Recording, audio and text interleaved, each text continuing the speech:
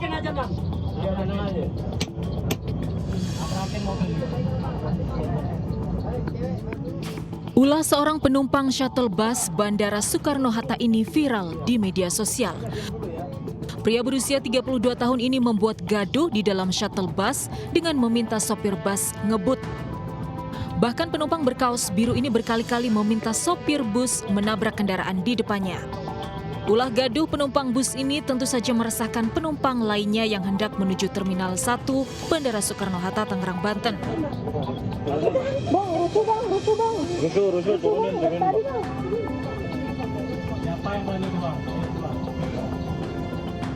Para penumpang akhirnya ramai-ramai mengusir pria pembuat gaduh ini turun dari bus di area drop-off Terminal 1. Dari pemeriksaan petugas Polresta Bandara, pria tersebut ternyata memiliki riwayat sakit depresi. Ketahui bahwa yang bersangkutan dengan inisial WH hendak berpergian menuju Kota Padang, namun setibanya di Terminal 3 yang bersangkutan tidak meneruskan perjalanan, melainkan menaiki shuttle bus untuk turun di Terminal 1. Polresta Bandara Soekarno-Hatta masih menunggu hasil pemeriksaan kejiwaan pelaku. Dari Tangerang, Banten, Hasnugara iNews melaporkan. Diduga korsleting listrik, puluhan rumah di kawasan padat penduduk Kembangan, Jakarta Barat ludes terbakar. Korban histeris melihat rumah beserta isinya ludes terbakar.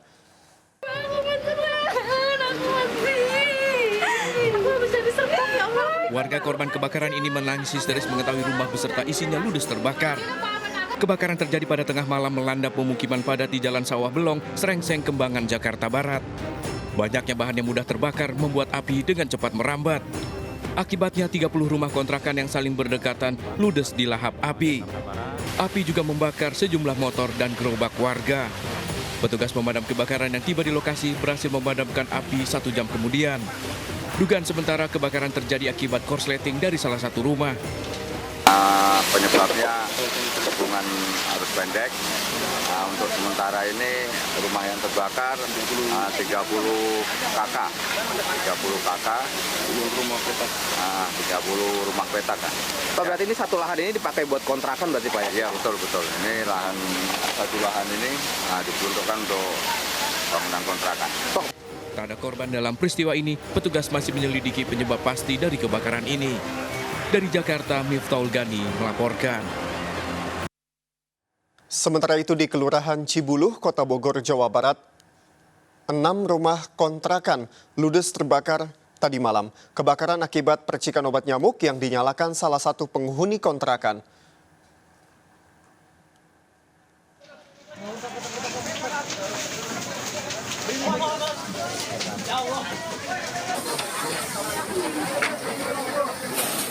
Menghanguskan 6 rumah kontrakan di Kampung Pangkalan Jaya, Kelurahan Cibuluh, Kecamatan Bogor Utara, Kota Bogor, tadi malam. Warga dan penghuni kontrakan panik berhamburan menyelamatkan diri, namun hanya beberapa barang berharga yang berhasil diselamatkan lantaran rembetan api meluas dengan cepat. Upaya pemadaman dengan selang air tak membuahkan hasil. Api baru bisa dipadamkan setelah 7 unit mobil pemadam kebakaran tiba di lokasi. Dugaan sementara, api berasal dari percikan obat nyamuk yang dinyalakan salah satu penghuni kontrakan. Langsung gede apinya. Tadi Bapak pas kejadian ada di sini, Pak? Iya pas lagi udah di dalam. Kedengar ada api langsung keluar, saya lari. Pas lihat iya beneran apinya gede banget gitu. Ini yang terbakar apa sih, Pak? Langsung ya rumah kontrakan semua. Ada berapa nih, Pak? 1, 2, 3, 4, 5. Sebuah rumah kontrakan yang jadi sarang geng motor di Kabupaten Tangerang, Banten digerebek warga. 9 remaja anggota geng motor diamankan beserta barang bukti puluhan senjata tajam. Puluhan warga menggerebek sebuah rumah kontrakan di Kecamatan Sindang Jaya, Kabupaten Tangerang yang menjadi sarang geng motor. Saat digerebek ada 9 remaja usia belasan tahun yang tengah berkumpul dan merencanakan aksi tawuran. Atas laporan warga, polisi mendatangi lokasi dan mengamankan belasan remaja. Saat digeledah, warga juga menemukan sejumlah senjata tajam hingga panah yang disembunyikan di plafon rumah. Seluruh barang bukti kini disita polisi.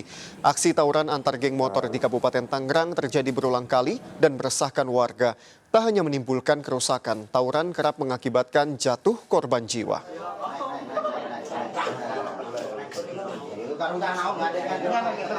Seorang ibu rumah tangga di Jember, Jawa Timur terperosok masuk ke dalam sumur saat akan ke kamar mandi di rumahnya. Korban tercebur akibat kondisi rumah yang gelap dan tak menyadari melewati lubang sumur. Evakuasi korban berlangsung dramatis melibatkan tim SAR. Evakuasi seorang ibu rumah tangga yang masuk ke dalam sumur di rumahnya di Desa Suren, Kecamatan Ledokombo, Jember melibatkan tim Basarnas.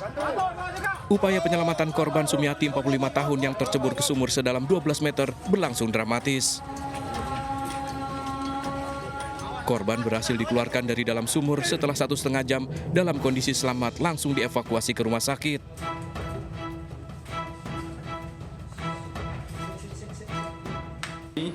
Korban atas nama Sumiati, umur 45 tahun, pekerjaan ibu rumah tangga. Untuk proses evakuasinya berjalan 1,5 jam.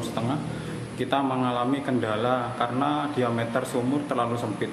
Alhamdulillah selamat, walaupun sempat dievakuasi itu kondisinya lemas. Korban mengaku tak menyadari melewati sumur saat akan ke kamar mandi karena rumahnya dalam kondisi gelap di malam hari. Dari Jember, Jawa Timur, Bambang Sugiarto, iNews melaporkan. Sebuah pabrik pembakaran arang ilegal di Kota Bekasi digerebek warga dan ditutup paksa oleh petugas. Keberadaan pabrik diduga ilegal dan memicu polusi yang mengakibatkan banyak warga terserang penyakit pernafasan. Arang BRT 3 RW 10. Arang Batam.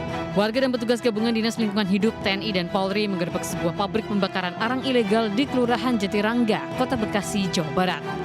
Saat petugas datang, beberapa pegawai tengah membakar batok kelapa untuk dijadikan arang, sementara asap tebal membumbung dan memicu polusi udara.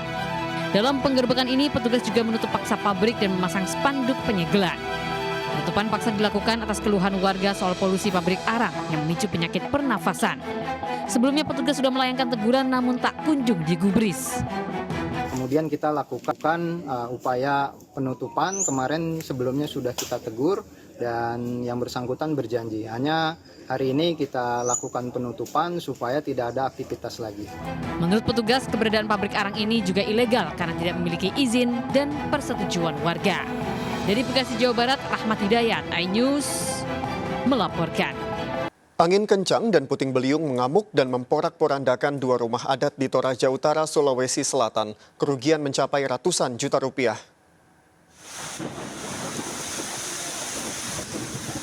Hujan deras dan angin kencang menghantam wilayah Lembang, Buntu Lobo, Kecamatan Sesean, Toraja Utara.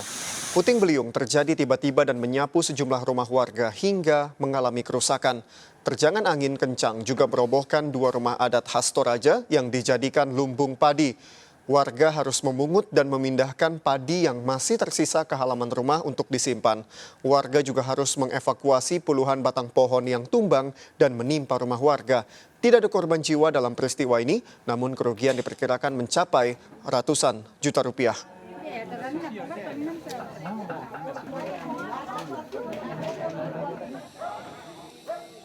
Puluhan rumah warga di dua kecamatan di Kabupaten Brebes, Jawa Tengah rusak akibat gempa bumi magnitudo 4,5. Saat gempa terjadi, warga merasakan guncangan cukup keras selama beberapa detik.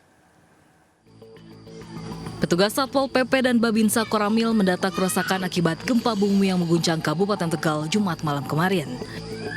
Akibat gempa berkekuatan magnitudo 4,5, sedikitnya 8 rumah di Kecamatan Salem, Kabupaten Tegal rusak ringan hingga sedang.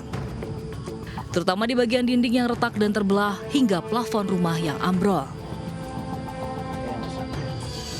Gempa bumi berkekuatan magnitudo 4,5 terjadi Jumat malam sekitar pukul 21.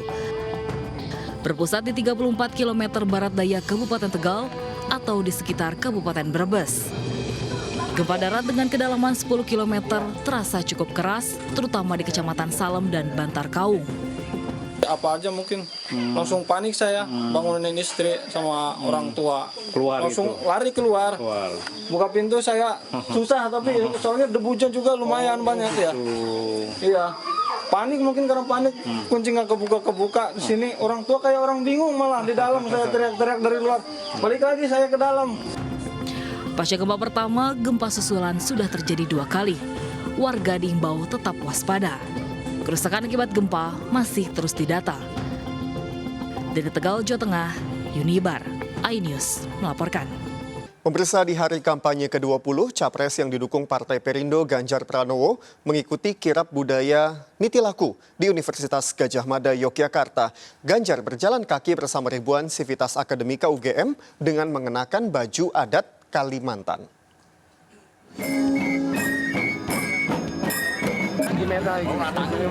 Memasuki hari kampanye ke-20, Capres nomor urut 3 Ganjar Pranowo mengikuti kirap budaya Nitilaku dari Bundaran UGM menuju Balirung UGM Yogyakarta. Kirap Nitilaku digelar sebagai bentuk rangkaian kegiatan Dies Natalis ke-74 UGM. Mengenakan pakaian adat Kalimantan yang dibeli usai berkunjung ke IKN, Ganjar berjalan kaki bersama ribuan civitas akademika UGM. Melalui kegiatan Nitilaku ini, Ganjar berpesan agar civitas akademika UGM tidak melupakan sejarah. Sebelumnya, Sabtu sore, Ganjar membuka turnamen Mobile Legends dan basket 3-on-3 Piala Ganjar Mahfud di Kota Bekasi, Jawa Barat. Ajang turnamen ini bertujuan untuk memberikan ruang bagi anak muda untuk menunjukkan bakat serta kemampuannya. Menurut Ganjar, anak muda perlu diberi ruang untuk berekspresi dan berkreasi hingga kelak bisa berkontribusi untuk kemajuan bangsa. Untuk tim pemenangan muda. Sebenarnya tim pemenangan muda itu kita harapkan juga menampung seluruh harapan anak-anak muda kita, dan salah satunya adalah e-sport dan olahraga pada umumnya. Ada juga anak-anak kreatif, ada juga anak-anak yang senang dengan dunia digital. Maka ini sebagai refleksi dari kelak kemudian anak-anak muda punya ruang yang lebih banyak. Ganjar menambahkan dirinya kembali berbicara terhadap pentingnya bagi Creative Hub di semua wilayah Indonesia guna mewadahi kreativitas generasi muda. Tim Liputan iNews melaporkan.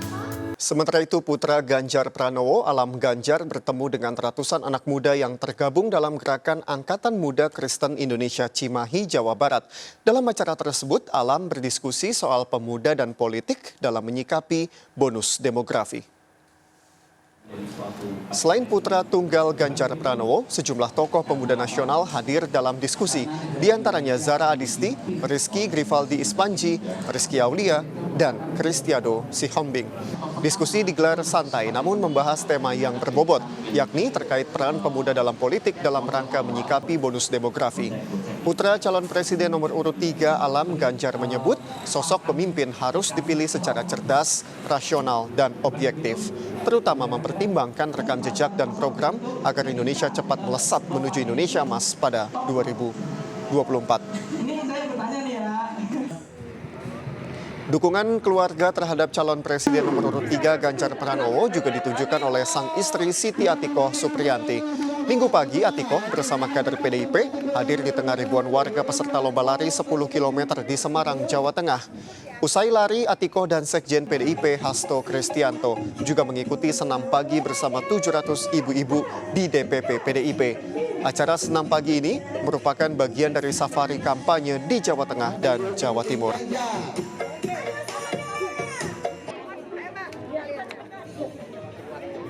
Sementara itu, calon presiden nomor urut 1 Anies Baswedan tiba di Kabupaten Morowali untuk menyapa dan menghadiri hajatan yang diselenggarakan oleh Partai Nasdem Sulawesi Tengah. Kedatangan Anies Baswedan disambut antusias ratusan warga. Ratusan masyarakat Morowali menyambut calon presiden nomor urut 1 Anies Baswedan yang tiba di Morowali didampingi Wakil Ketua DPP Partai Nasdem. Kehadiran Anies untuk menyapa masyarakat dan menghadiri peresmian masjid serta haul dan tablik akbar. Kegiatan ini merupakan salah satu kegiatan yang digelar oleh DPW Partai Nasdem Sulawesi Tengah. Dalam sambutannya di acara haul dan tahlilan 11 tahun Hajah Saadiah di Morowali, Anies menekankan kekayaan alam di Morowali harus bisa memakmurkan warganya. Anies berharap berbagai pekerjaan rumah warga Morowali seperti penghidupan dan lapangan pekerjaan yang lebih baik dapat segera direalisasikan, termasuk pemanfaatan sumber daya alam oleh warga lokal yang sekaligus memakmurkan warga Morowali, Sulawesi Tengah. Pemirsa, calon presiden nomor urut 2 menghadiri pertemuan dengan ribuan relawan pendukungnya dari Jakarta dan Jawa Barat di SICC Sentul, Bogor, Jawa Barat. Dalam pidatonya, Prabowo mengajak relawan mendukung pendukungnya dalam berpartisipasi dalam kontestasi pemilu 2024. Calon Presiden nomor urut 2, Prabowo Subianto menghadiri pertemuan dengan relawan Posko Pemilih Prabowo Gibran atau Kopi Pagi yang digelar di SICC Sentul, Jawa Barat. Kompak mengenakan baju biru bergambar Prabowo Gibran, ribuan relawan pendukung Prabowo Gibran dari Jakarta dan Jawa Barat begitu antusias. Dalam pidatonya, Prabowo berkomitmen untuk terus berjuang memajukan kehidupan rakyat. Prabowo juga mengajak pendukungnya dan masyarakat luas untuk berpartisipasi dalam pemilu 2024 guna memperbaiki kehidupan. Prabowo berkomitmen akan menjaga persatuan bangsa serta meningkatkan taraf kesejahteraan masyarakat.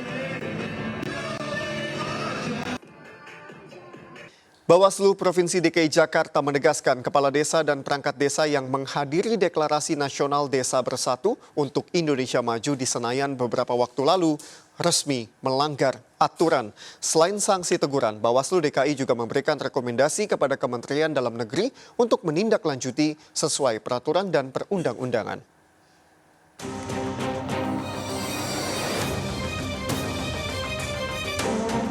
Penyelidikan dugaan pelanggaran yang dilakukan Badan Pengawas Pemilu DKI Jakarta akhirnya selesai.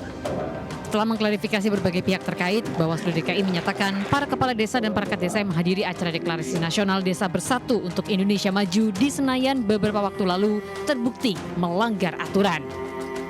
Bawaslu menyatakan fakta 8 organisasi terlibat dalam acara, diantaranya Abdesi, Apetnas, Aksi, Kompak Desi, hingga Parade Nusantara.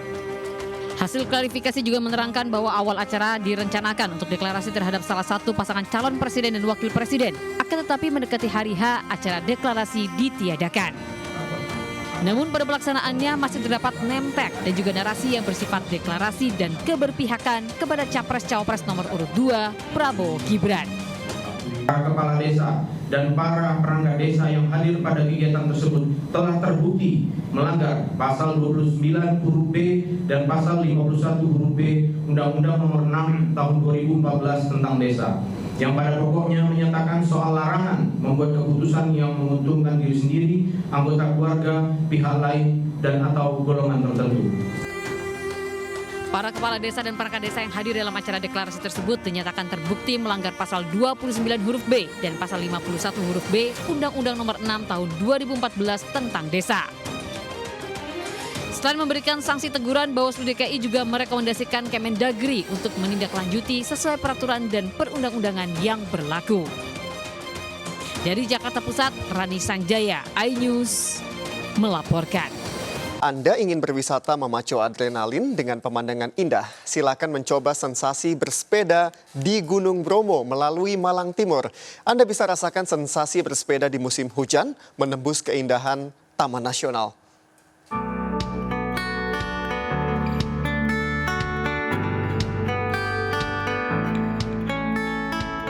Bersepeda yang satu ini menantang adrenalin.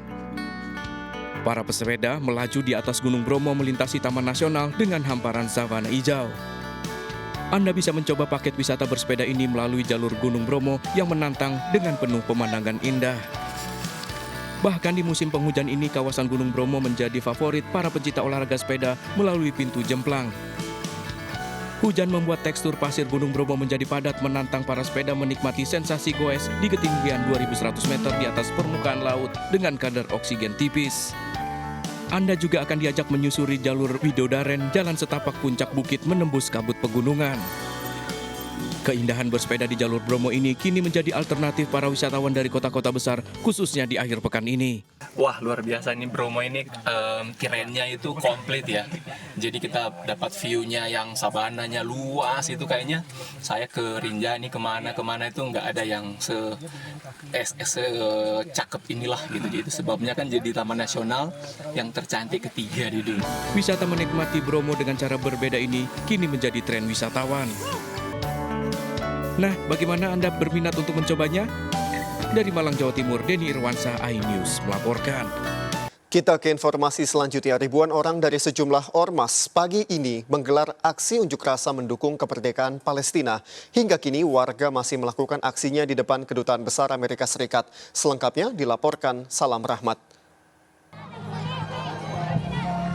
Ya, pemirsa, inilah situasi terkini dari depan Kedutaan Besar Amerika Serikat, di mana saat ini massa yang tergabung dalam Majelis Ormas Islam atau MOI ini tengah menggelar aksi damai untuk membela dukungannya terhadap Palestina. Dan berdasarkan pemantauan yang kami lakukan hingga saat ini juga kondisinya ini semakin siang justru semakin ramai didatangi oleh masyarakat, di mana dalam tuntutannya massa aksi ini juga menuntut sebanyak 7 tuntutan begitu yang disuarakan oleh para massa aksi, di mana 2 diantaranya ini merupakan mengutuk veto yang dilakukan oleh Amerika Serikat terhadap resolusi gencatan senjata untuk kemanusiaan di Gaza, dan juga ini untuk yang mana ini juga disetujui oleh mayoritas anggota PBB. Dan yang kedua ini juga memprotes keras Amerika Serikat atas dukungan penuhnya baik melalui dana maupun juga militer yang dikirim begitu untuk pasukan Israel. Dapat kami sampaikan juga bahwa untuk menuju ke kawasan Monas, baik begitu untuk melalui dari pintu Kedutaan Besar Amerika Serikat maupun juga untuk menuju ke kawasan stasiun yang ada di dekat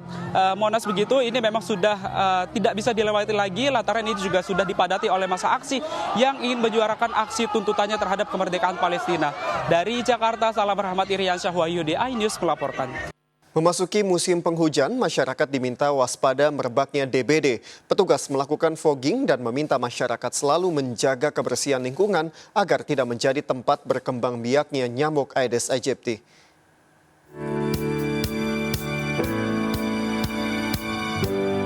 Petugas Dinas Kesehatan Sungai Penuh Jambi melakukan pengasapan atau fogging di lingkungan pemukiman warga mengantisipasi merebaknya penyakit demam berdarah terlebih saat musim penghujan.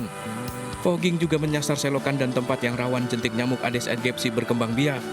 Untuk itu, Dinas Kesehatan melakukan fogging secara rutin. Hingga pertengahan November lalu, Dinas Kesehatan Sungai Penuh mencatat ada 59 kasus demam berdarah atau DBD yang ditemukan, diantaranya di Kecamatan Hamparang Rawang, Pondok Tinggi, hingga Kecamatan Sungai Bungkal. Jumlah kasus DBD tertinggi ditemukan di Kecamatan Hamparan Rawang. Tahun 2023 dari bulan Januari sampai Oktober ini kita ada jumlah kasus 55 kasus DBD, dan 3 bulan terakhir ini memang ada peningkatan. Dari bulan Agustus sampai Oktober ada peningkatan kasus DBD di Kota Sungai Penuh yang terdapat di berbagai kecamatan, yaitu ada Hamparan Rawang, Pondok Tinggi, dan Sungai Bungkal. Selain pengasapan atau fogging, masyarakat diminta selalu menjaga kebersihan lingkungan untuk mencegah berkembang biaknya nyamuk Aedes aegypti. Dari Sungai Penuh Jambi, Kapior Gandhi, iNews melaporkan. Partai Perindo terus memberikan dukungan terhadap keadilan dan kesejahteraan rakyat kecil. Salah satunya pendampingan persidangan kasus pencurian dengan kekerasan seksual terhadap SPG Showroom Mobil di PN Kota Bekasi, Jawa Barat.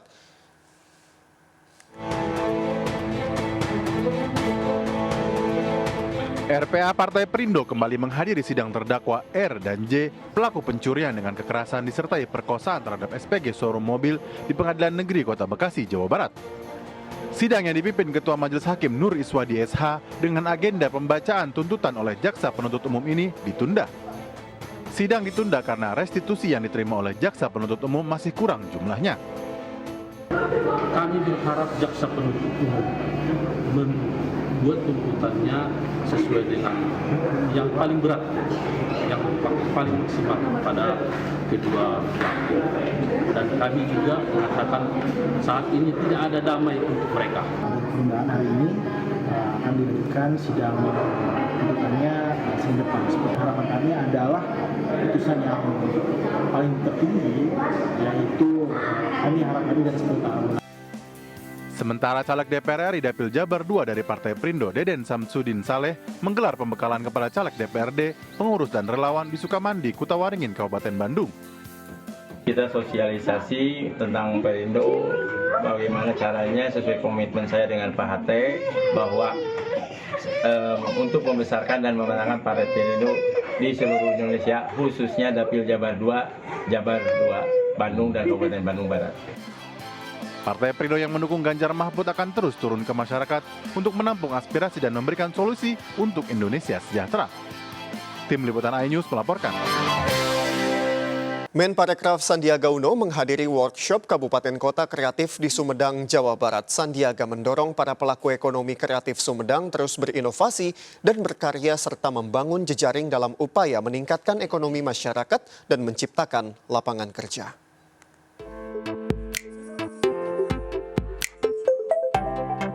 Digelar di Gedung Pusat Pemerintahan Sumedang, Jawa Barat, workshop kata kreatif dihadiri langsung Menparekraf Sandiaga Uno. Di lokasi ke-34 ini, Sandiaga mendorong kebangkitan ekonomi kreatif dengan bentuk aktivasi kegiatan dengan memfasilitasi para pelaku ekonomi kreatif dan pengusaha UMKM dalam mengeksplorasi dan mengembangkan ide-ide kreatif dan inovatif. Ekosistem ekonomi kreatif Sumedang ini sangat siap untuk melakukan uji petik sehingga bisa kita tetapkan menjadi kabupaten kreatif karena sudah ada sejarahnya tahun 1880 sekian sudah ada di Paris di bawah di zaman sebelum kemerdekaan. Saya melihat para pelaku UMKM ekonomi kreatif inilah yang akan menciptakan lapangan kerja. Sementara itu, dalam kunjungannya ke Cimahi, Sandiaga Uno berbincang dengan komunitas ekonomi kreatif yang dikemas dalam forum Nemuin Komunitas dengan tema Inovasi Produk Kreatif Lokal. Sandi memberikan masukan dan dukungan agar komunitas ekonomi kreatif dapat terus berkembang dan menjadi motor penggerak ekonomi masyarakat. Tim Liputan iNews melaporkan.